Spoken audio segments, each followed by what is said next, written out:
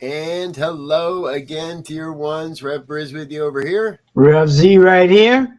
And this is New Thought Today on the New Thought Media Network. Happens every Tuesday afternoon at 2 o'clock Mountain Time. Rev Z and I get together and chat about what's happening in New Thought, where we see the future in New Thought going. We often have some great guest folks to come join us and chat with us, and you can catch all of those past episodes in our archives. Just head on over to YouTube, do a quick search, New Thought Media Network, or youtube.com/New Thought Media Network, and then do a quick search for New Thought Today, all those past episodes, or just head over to the website, ntmedia.org, and find the New Thought Today page. It's a great way to stay in touch, and you can binge all of our past episodes as well. So, all right, Z, it feels like it's been forever since we've been on this one because you were off last week, and I had some special guests, and so we haven't had a chance to talk too much. But how you been? How is life? And what's your new thought for today? Yeah, well, it's been good. Fall is in the air here in Colorado. So that always brings on a new mindset, right? A new focus, a new vision of what's to come. And so trying to get myself in that vein, if you will. Mm-hmm. But it's good. Things are good. And just, continuing, especially now, we want to send heartfelt prayers and energy and money and hands, if we can give them, to the people that were in the way of Hurricane Ian down in Florida. And so I've been thinking about that and, kind of what the response is for spiritual leaders, spiritual teachers, spiritual people in terms of how we help others in need. And I guess in some ways, do we have to wait for a situation like this before we help, right? Or before we mobilize things to help with? So that's where I kind of been, Yeah, I got you there. Exactly. It has been, I want to chime in on the Colorado piece because we're in October now. Yeah. And last year, I think, was the first year I remember, and I've been here about 10 years now or so, and I think last year was the first time I remember there not being a measurable amount of snow in the city in the month of September. Now, measurable is, a quarter of an inch, but and it melts off by noon. But this is 2 years in a row I haven't seen a snowstorm in Colorado, in the city area, in the Denver metro area, in the month of September. Last year it went until I think almost December before we saw anything real. So and obviously, yes, everyone in Florida, New Thought has never been, in my opinion, from my perspective, we've never been the ones to load up the trucks with water and food and blankets and go driving across the country to get to where the need is. Right. And this is kind of something. All right, so here we go. We found our footing, folks. Only 5 minutes in, and we know what we're about to talk about because we chatted about this in the beginning of in our pre-program, that it would appear to me for quite a while now, New Thought as a whole has built churches and communities and said, you got to come to us. And there's other church models, other spiritual communities out there that build on the model of, hey, we're going to come to you. And I think that New Thought is at that nexus point of how do we create the both and there. Yeah. And I think, I know Reverend David down in Atlanta he took a truck, if you will, and took some water and maybe some other supplies over to Mississippi recently to deal with the water crisis that they had in Mississippi, where they had a storm, couldn't drink the water. Right. Water was already bad. The storm just uh, Made it even. Yeah. accentuated the bad water situation. Yep. Um, And so, if so you're wondering, folks, we're talking about Reverend Dr. David Alexander at Atlanta's. It's not Center for Spiritual Living, so I forget their name, but out of Atlanta, and he's been a guest on this program in the past as well. So, yeah, individualized efforts, but never a real wholesale. We're all in this together kind of effort. Yep. Because I think his community got together and did some things, and I'm not sure if he partnered with some of the other New Thought communities in the Atlanta metro area. Um, but first and foremost, that's outstanding, and we need to figure out how to do more of that. Since New Thought, for all intents purposes, is more of a lifestyle, a way of living than a religion or a belief system, if you will. Sure. Some people might argue with me on that, but I prefer to look at it as a way of life because a belief system can change, right? Yes. I used to believe in Santa Claus. I don't really believe in Santa Claus anymore. Now I understand the myth and what it sets up in a magical, mythical kind of modality. But in reality, Santa Claus, as is being framed, does not exist. And so I think when we start looking at spirituality, we understand that there are different structures that we frame our lives in, but spirituality can be in any of those and should supersede those at some point. And so that's where we have to go now. It's not about, well, I'm only going to give to this religious group or that one or this one. It's the people that we are concerned with. Right. Exactly. And I like what you're saying here because there's an important point that's striking me, and that is that I've been in this philosophy long enough now. I believe I've been in this way of life, this lifestyle long enough now that I've seen people go back.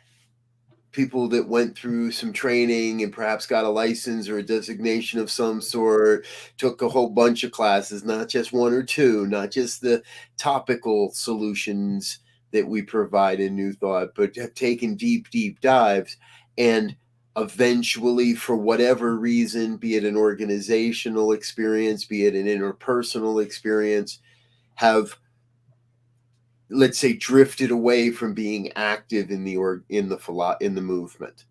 Yeah. Doesn't mean they don't believe it.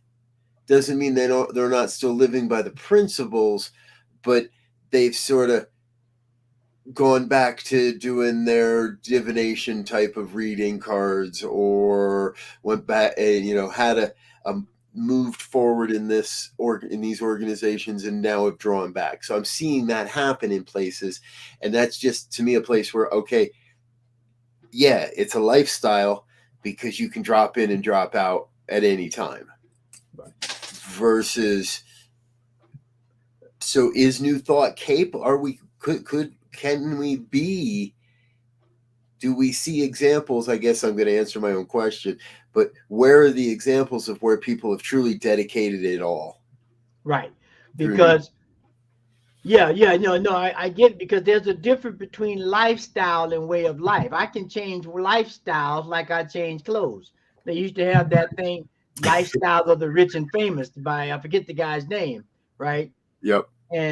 But when I tell you this is my way of life, this is the way I live my life, that's a little different than lifestyle to me, because now I'm saying I have a approach, I have a set of disciplines, I have a set of practices and precepts that I live my life by. And if XYZ fits within that, then it's all game. And if it doesn't, it's up for debate, so to speak. Right. Because I think as we continue to see um, more need in the world, right? As we begin to right side and work through all of these changes, whether they're climactical or economic or housing or food, as we begin to work through those changes, we have to become, I believe, exactly what's said by Christ. We have to become our brother's keeper, our sister's keeper. Right. Well, and you just rolled off three words that I think are so intertwined, and that's housing and food and economics. And I keep looking out into the world, and I keep seeing stories where, rightfully so, the unhoused homeless encampments are being cleaned, cleared, redistributed, and I see this in small cities and in big cities, and even not far from here where I'm sitting, there was a major encampment that it cost the city. It was a joint effort with cities of Arvada and Wheat Ridge. Cost $16,000 to clean up this illegal campground, which was right next to a bike path, which was becoming dangerous for citizens, and it wasn't a healthy situation for the people that are trying to escape these problems. Mm-hmm. So shelter number one, food and shelter. I think there is an opportunity to benefit the economics by providing more food and shelter opportunities. Right. And so, something we were talking about before we got on air in terms of setting up organizations that are, because it's getting grants, or people who are philanthropic and they want to help situations. Oftentimes, and I get it, they don't fund religious organizations because they're in the business, as we started the program, in helping people, not helping you proselytize your ideas, right? So we have to figure out a way for these faith traditions and non-faith traditional organizations to pull together and figure out, how do we provide housing that's, we're not in the housing business to get rich, right? Yeah, if we set up a business, we do want to be profitable because we want to continue the endeavor, but we're not trying to get rich. If that happens serendipitously, if you will, then that's another thing. But the sole purpose of creating entities to provide decent housing at affordable prices, with access to healthy food. I mean, how often do we hear about inner city communities, or lower income communities, where the best grocery store for them to get viable, good produce and stuff like that is 5 miles away, 10 miles away. They may not have transportation. So these are some things that we can fix.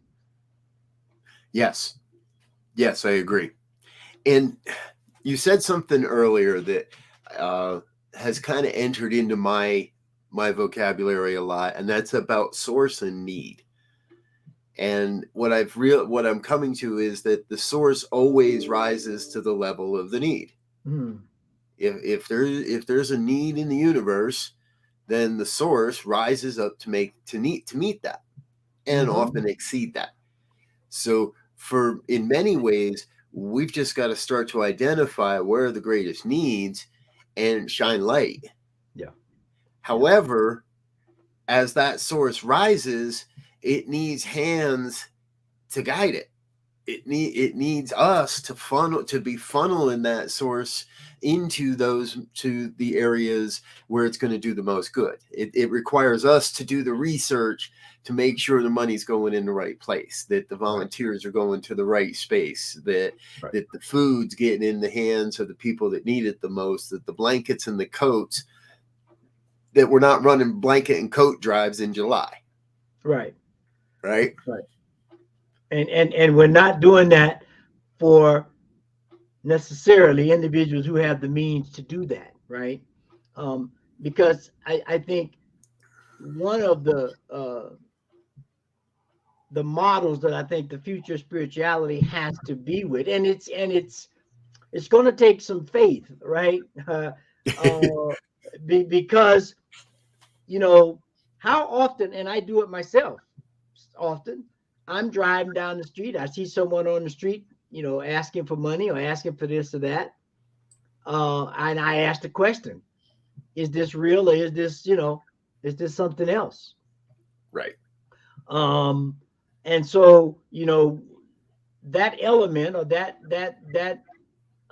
potentiality that someone is out there not really in need, but they're doing something different, um, you know, creates a set of anxieties for everybody. But if we can begin to put institutions and not hierarchical well, not hierarchical, but bureaucracies where Right. people can come and get a meal. Like I saw something the other day. It was a famous restaurant, and on a certain day, they offer all the meals for the homeless. You just come in and get a meal. Mm. I'm not sure how they're doing it, whether they're subsidizing out of their own pocket or whatever. Um, but they feel that they're in a place to give back that way, and they Right. have it's a certain set of hours. I don't know I forget what they were, but people come in, they can get a meal. Um, Right. and just speaking of meal real quick, you think about how big our meals are. Most people get meals, and you can get like 2, 3 meals out of it when you go to these restaurants. They give you all this food that you can never eat in one sitting, and most people try to do it just because it's there. Just because it's there. Pick Exactly. that up, give it to some homeless. I just heard the voice of Jimmy Buffett singing, I don't want a 25-pound Nestle chocolate bar and a 40-ounce Coke. I want my Junior Mints. But you'd have to be a Jimmy Buffett fan to Yeah, get that reference, folks. So, but I agree with you, right? There is an impulse, I think, in America, and I think we're going to see even more and more of this, of people coming back to a sense of enough is enough.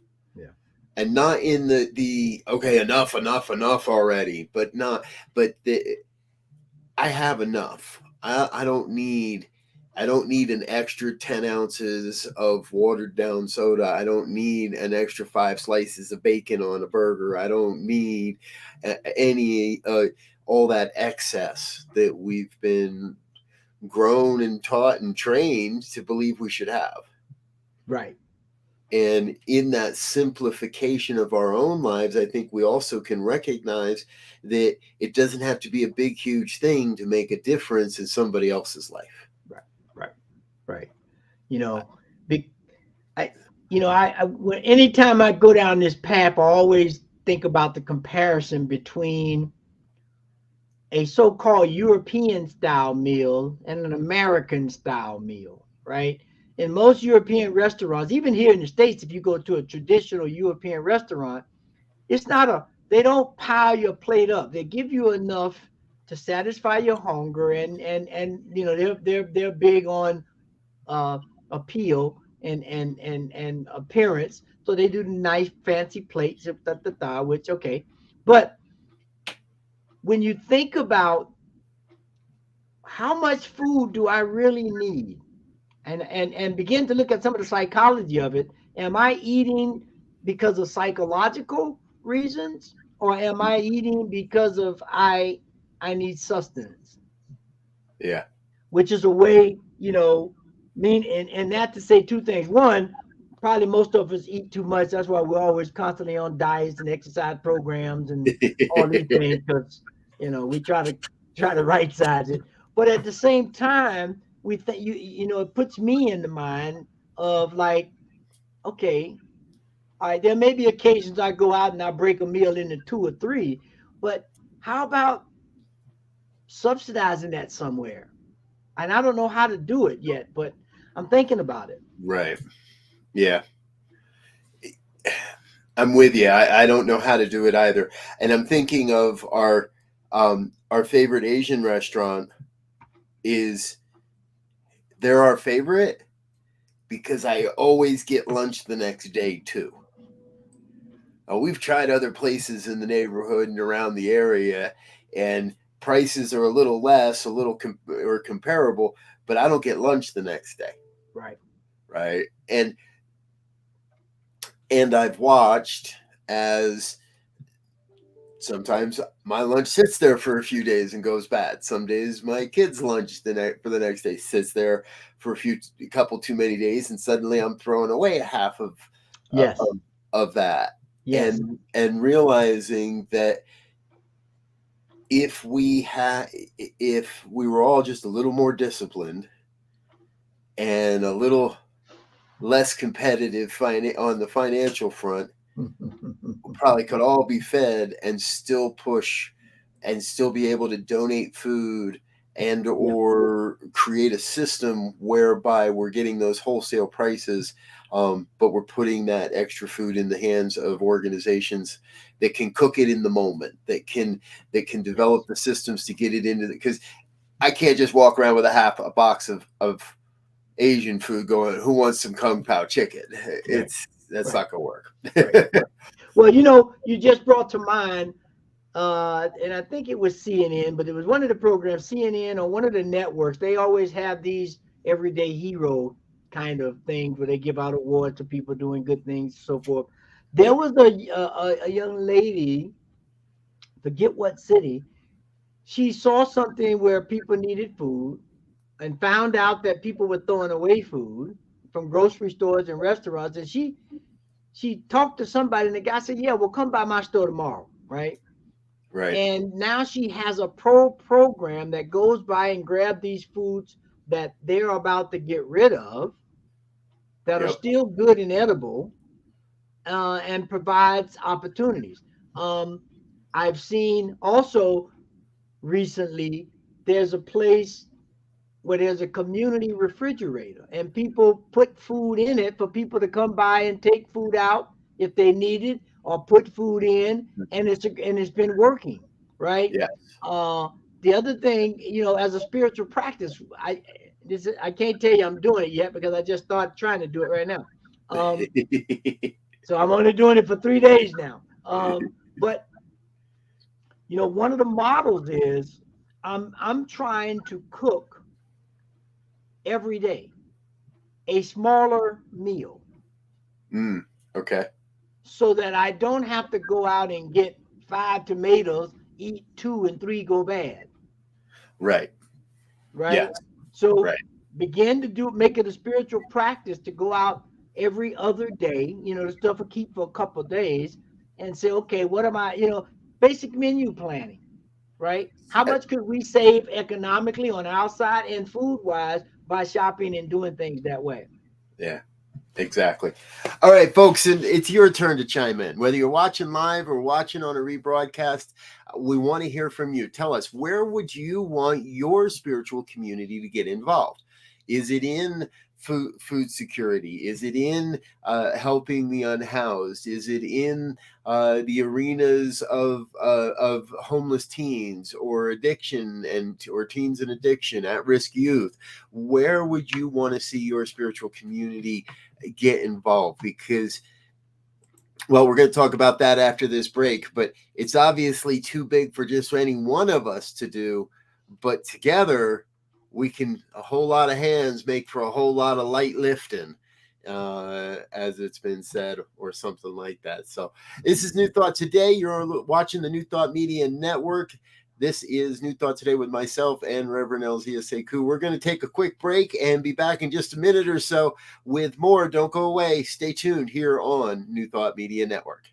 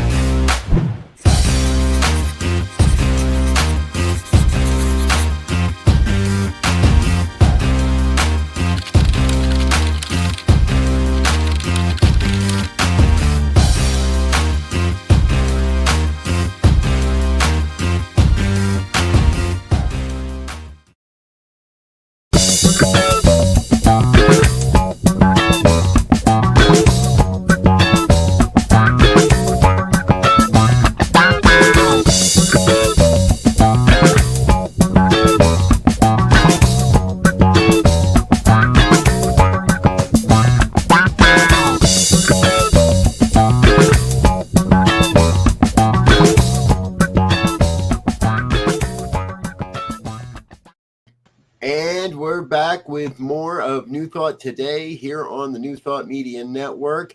We come to you every Tuesday afternoon, my dear brother, Reverend LZ and I, as well as sometimes our guests, not today, but sometimes we have some great guests. And we have a really good guest that coming next week. Let's talk about that before we jump back into our connection. Yes. So I was recently introduced to a woman, Rita Cinerita Fierro, the doctor. She wrote the book, Digging Up the Seeds of White Supremacy. And we're going to have her on the show next week. Now, for those that have watched this program in the past, you and I know that Z and I are very intentional in our guests and our conversations. And this is a conversation we've been having in a lot of ways for a long time now. It's kind of been the sub-theme of this program, if you will, all the way along as well, because that's another area where I think New Thought can make a real difference, and that's racial equity and social justice and racial justice. And so having these conversations, number one, is one of the primary ways we can do that.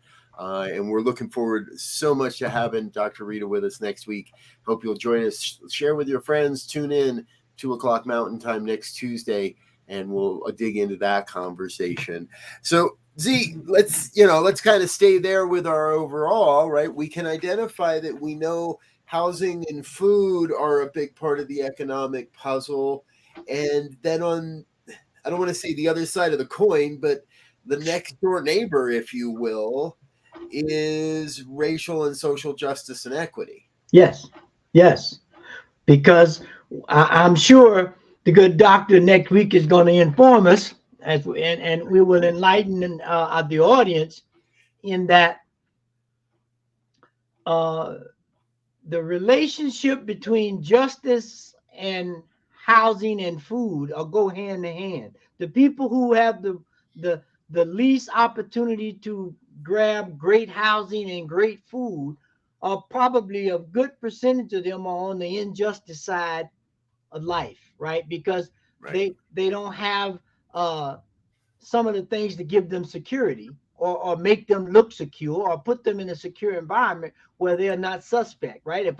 If my clothing is not a certain way and my housing is not stable, I'm going to look a certain way. I'm going to be engaged in certain activities to secure that. And because of the profiling of poor people, not just black people, but poor people, then the opportunity for injustice steps up because now I'm a vagrant. Now I'm loitering. Now I'm, soliciting. And so that automatically, I mean, that if you're trained, that automatically puts your mind in a certain frame of work. I got to watch it. What are they up to? Are they, and injustice is already set in right then. Yeah. I want to say, I feel incredibly grateful. I've never been truly unhoused.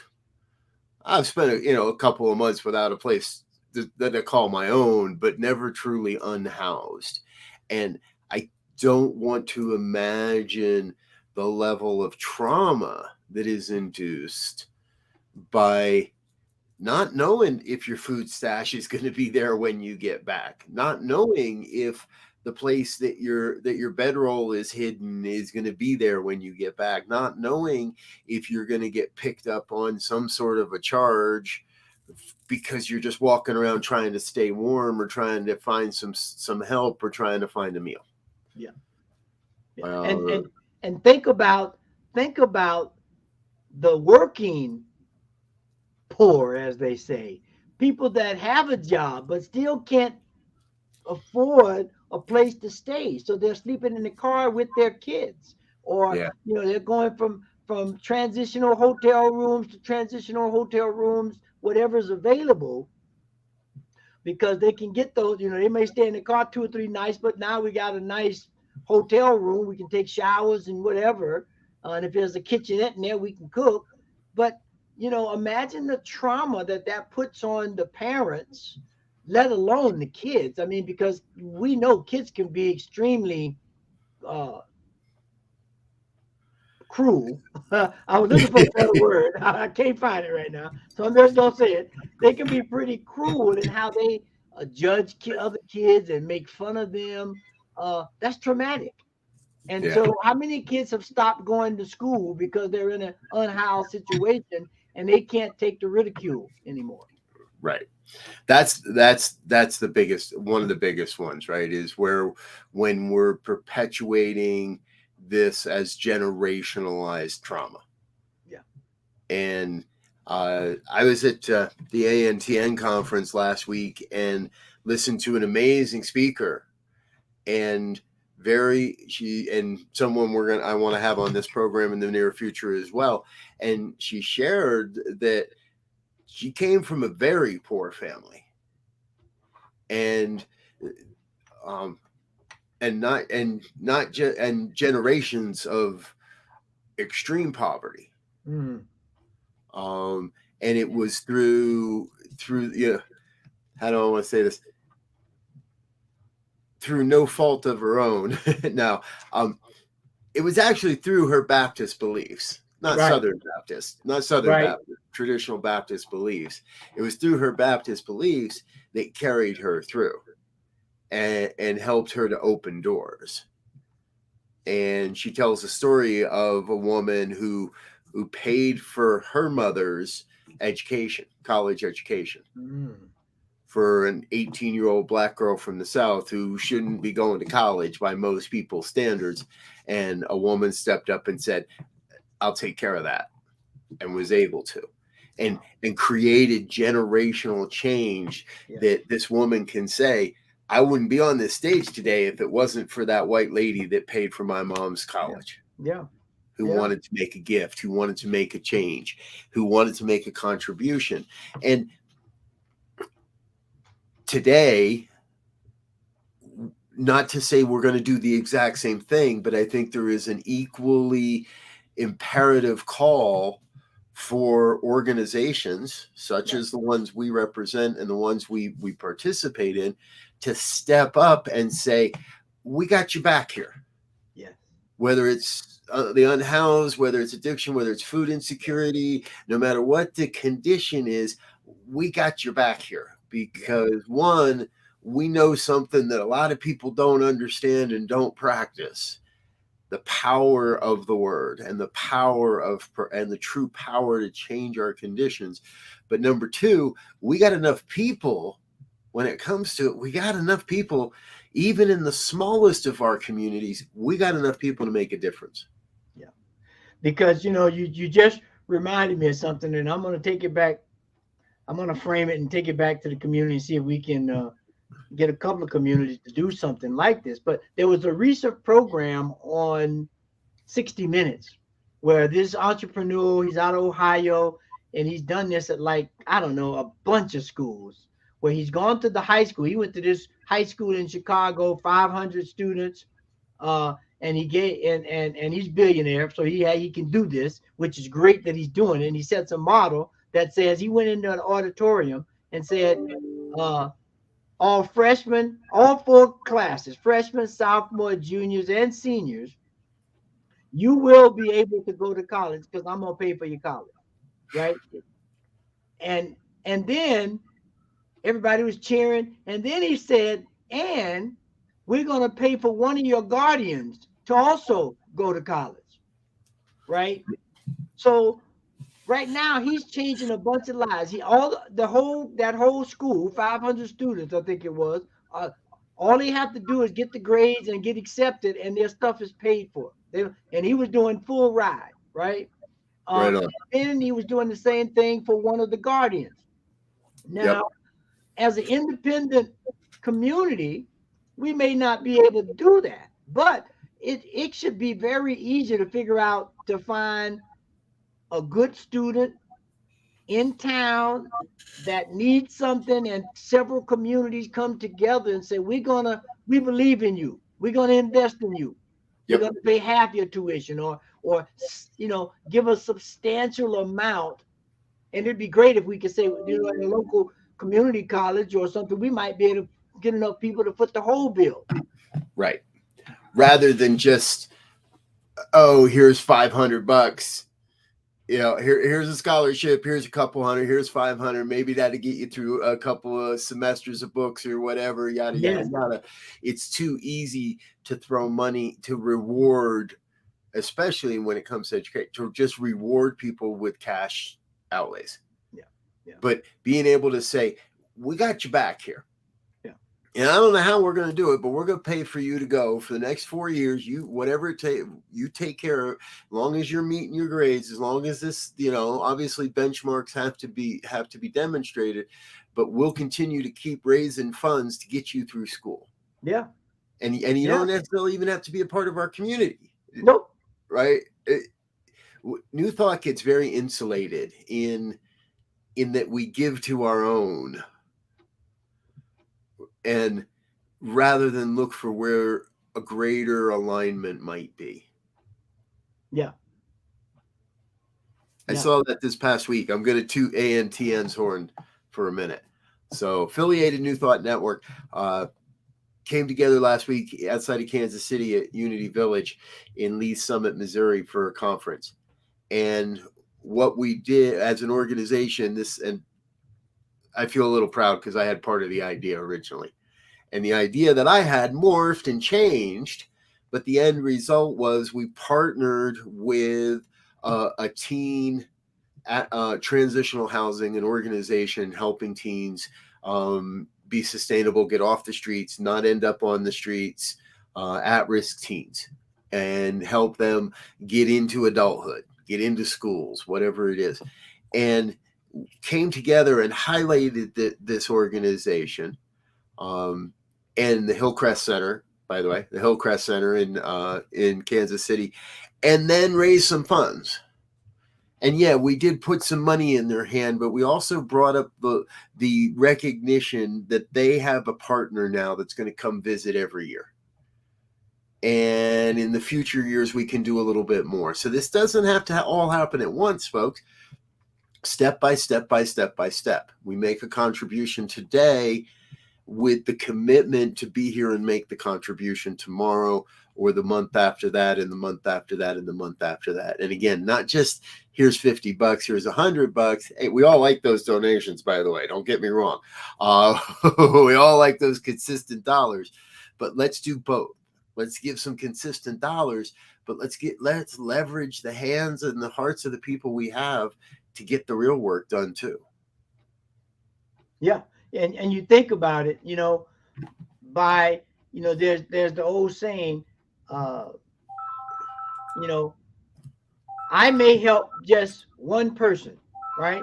The message that I give, the example that I give may only be effective and appropriate for one person, but that one person might be the person that get 1,000 people, right? Yeah, right. So, you know, we have to begin as spiritual teachers and spiritual leaders and community leaders and so forth.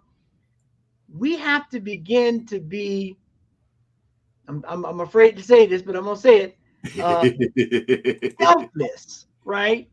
Not that, you know, everybody wants to do good and be noted for what they do, but that's not the point. The point is to be effective.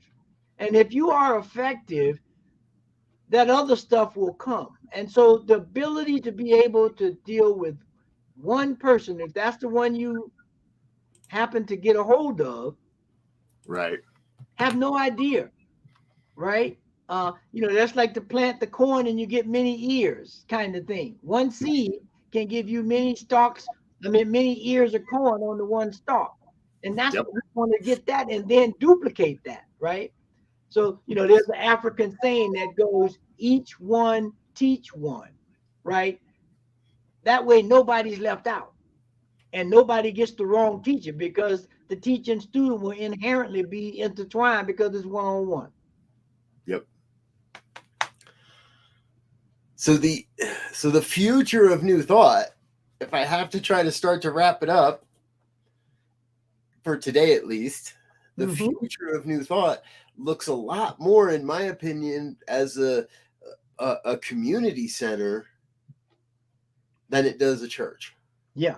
Well, and to take it one level up the hierarchical realm would be consortiums, right? These centers, whether they're New Thought or not, you can have New Thought consortiums, but you could have interfaith consortiums that come together to consort and pool resources to do something that individually we can't do. Like you were saying earlier, many hands make light work, right? Right.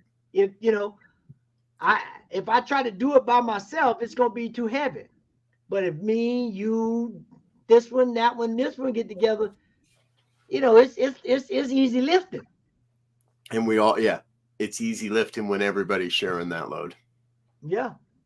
And so that, to me, that is the future spirituality, is that uh we continue, and I say spirituality and not religion, our belief system, because we are in my mind, the idea of spirituality is how do we begin to um basically be our brother's keeper regardless, right? And if we come together with that idea of coming up with a way of life that as we've said on this program many times, the essence of life, or the life is prime itself. So anything we can do to enhance it, sustain it, promote it, uplift it, is what spirituality is about as far as I'm concerned. And so if Yeah. we can come together on that principle, forget about belief systems, forget about faith traditions and cultures, because those things, that's a whole nother whack. We need to talk about that another time. But, but when we begin to look at spirituality in terms of the connectivity of the whole planet and everything on it, it has to be about promoting, sustaining healthy, viable, joyful living. Yes. I love how the universe works. It was just yesterday I thought to myself, I have not heard Elzia say life is prime in forever. And I didn't even have to ask for it. I just had to think it. And there it is, and it shows up. But Yeah. that, it's we josh and we joke, but it comes back to that every time. Yeah. Because if what we're doing is supporting life, is promoting life, is providing resources and opportunity for a greater experience of living this, then that has to be the divine path. Yeah. Yeah. And anything unlike that is obviously not the divine path. Mm-hmm. And one thing I try to do, and it's hard sometimes for me, I try to take things out. We have the saying life and death, right?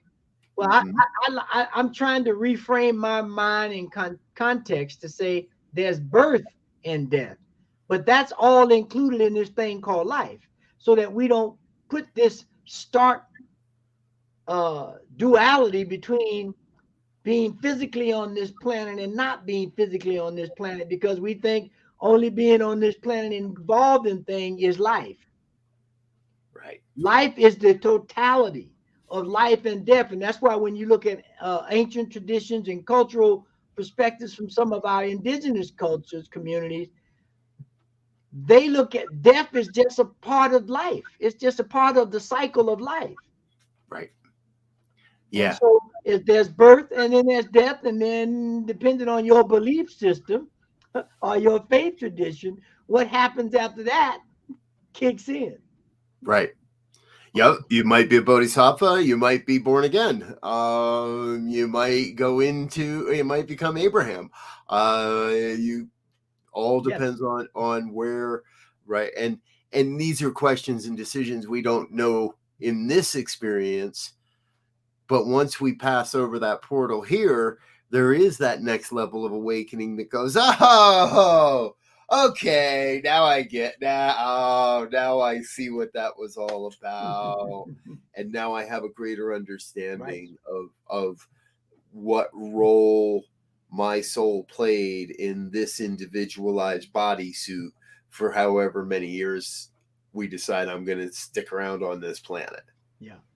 Yeah. Oh, Because one thing, it paramount with life being prime and maybe they're one and the same thing, consciousness is prime, right? Yes. And Yep. so we understand now more than ever before that consciousness is just, in some ways, from a quantum perspective, it's just light energy, right? Because we know the way we pass energy back and forth is through light, through fiber optics, right? There's other ways, but fiber optics right now is the best, right? And Yep. so we could look at ourselves as fiber optic beings that are transporting information that comes in various forms of light. And when this container goes away, the light frequency is still there. So it's out there until it finds another container. Yeah. We're fiber optic beings communicating through wireless divine technologies beyond the confines of time and space. Yeah. Right. And I love that you pulled up fiber. We just got fiber optic in the house about a month ago now. And I'm pretty sure my speeds are faster and my connection's a little more stable. And it caused me to think back, right? I wasn't around when the Pony Express was, but there's still remnants of that all over the West. There are still arrows on the ground that point which way that the trail went, and there are still hoof prints embedded in the mud, and there's fossilized prints from the Pony Express days when information could take weeks to get from New York to Chicago or Denver, and now we get a little upset if somebody doesn't answer our text right away. But we're entering this quantum fiber age, Yes. this quantum reality, with fiber optic communications and wireless connection to every node on the oneness. Yeah. And we're each just nodes in the oneness. Yeah. There's a good song title for somebody, Nodes of Oneness. Yes. Yes. And so as we look at the future, not only of spirituality, but future of life on this planet, right? Yeah. One of the cornerstones of New Thought, and I think of all faith traditions, is this one intelligence, this one entity, this one presence that is connected and forever present. And so the more we can tune into that idea, right? However that needs to work. You think about an ant colony. An ant colony works at, there are little individual ants in there, but they work as one colony.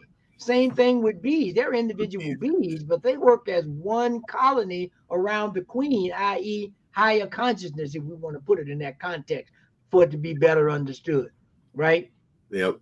And that's what we have to find a rallying cry that everyone without a doubt can rally around. And I think life is the one. There are very few people voluntarily trying to check out of here. And if they are, I would suspect, uh, it's we look at it a certain kind of way, but it's because they are feeling in some way that this prime idea of life is not operating the way it's felt in their body or operating in a way that they can actualize themselves. And so we can create an environment where those things begin to happen less and less. Because teen suicide right now is a major problem. Yep. Oh yeah. That's whole nother episode, and it's way too late in the hour, folks, to go down that rabbit hole. So we're gonna save that one for another conversation. I think, and I have a feeling everybody watching it another time is going, yep. And how do we do that? And folks, I'm telling you, keep your eyes open, because there's a vision emerging on the horizon of how this can happen. And I know that it's emerging in different locations around the country, around the world. This vision is already starting to take form. And what I know is Reverend Z and myself and others here in the Denver area are committed to figuring out what we can do as new thought leaders to bring a new thought to these issues and to the conditions around us, and to the people that we serve, and to the people that are served by the philosophy we believe.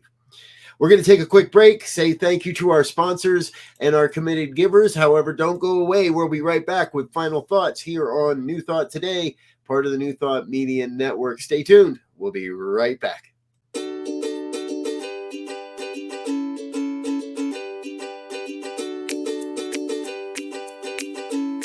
Thank you, Center for Spiritual Living Denver, for your continued support. Thank you, Center for Spiritual Living Midtown Atlanta, for your monthly contribution.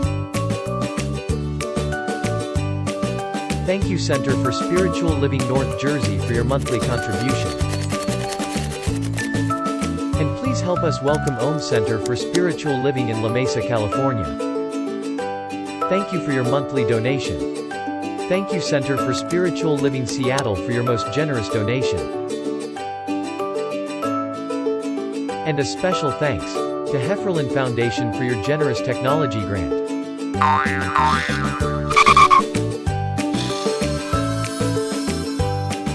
And Suze Ajit, thank you for your very generous donation. And a super special thank you to Dr. Tracy Brown, RSCP. Thanks for being a super donor. And a big shout out to all our committed donors.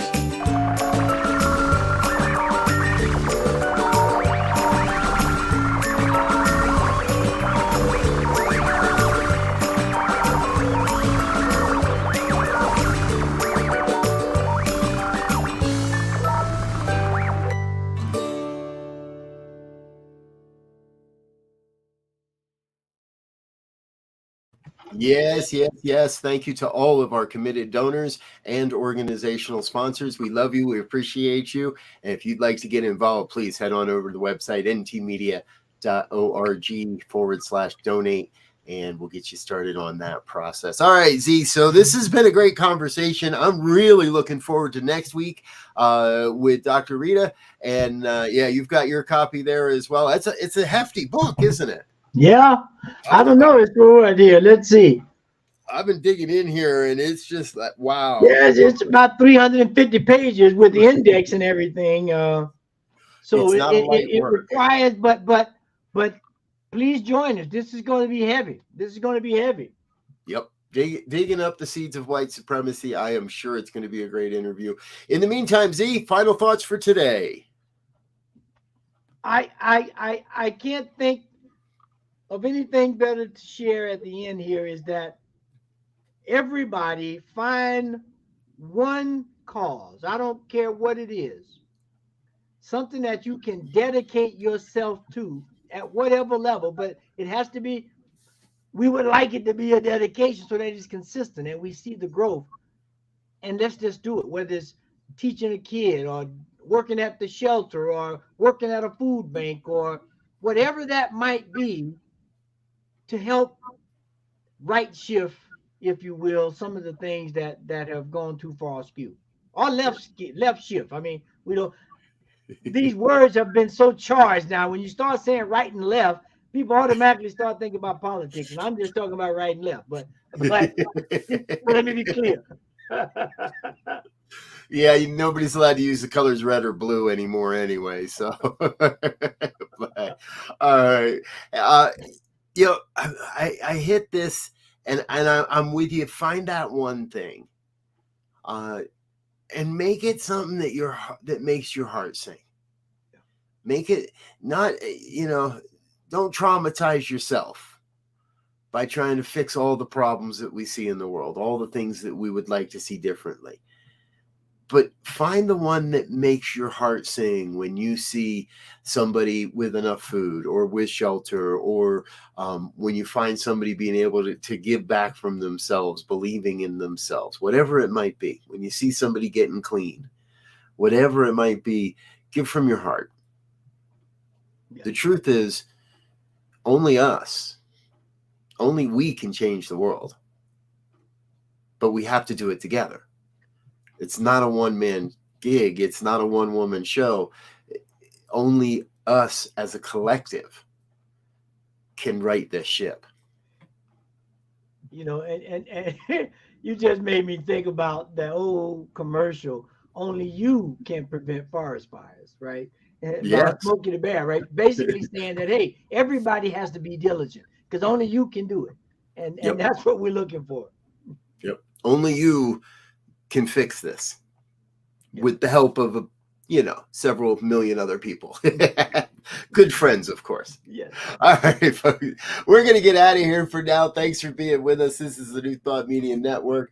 We've got, what do we got else on today? Spanish language programming at 7 o'clock this evening. Please tune back in. And our evening prayers at 8:15, plus a wealth of programming throughout the week. I want to thank you for being with us.